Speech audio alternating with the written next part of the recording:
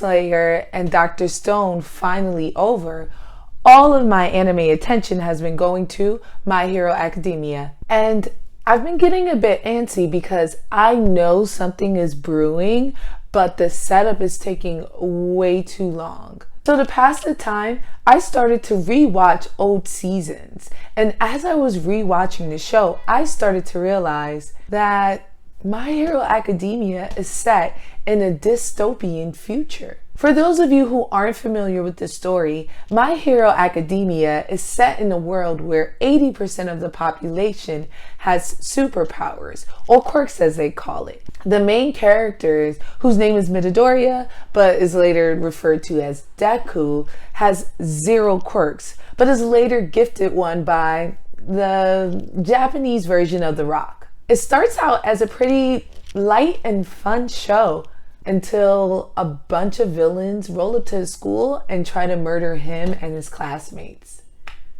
And that's what interests me the most about this anime, is that there's so many layers. Having a quirk seems fire until you realize that they all come at a price and that the government is tracking your every move.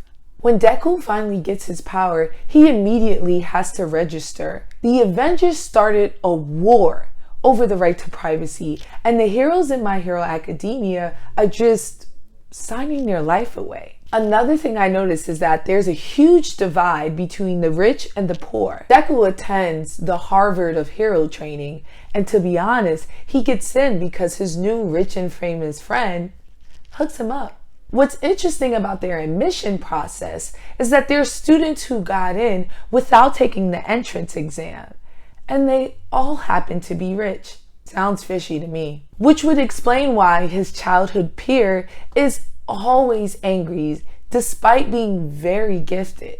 Because there's nothing more frustrating than being a poor white man. Now hear me out here.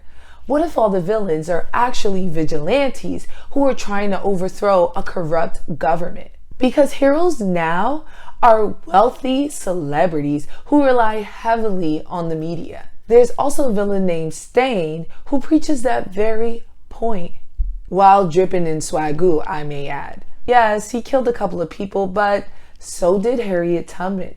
Everyone he killed, he considered to be corrupt. When he came face to face with a real hero, he backed off. Interestingly enough, he died mysteriously before anyone got to interview him on his motives. The last thing that I found fishy was that there are no people of color. I mean, there are people who are different colors, but there's no one who's black or brown.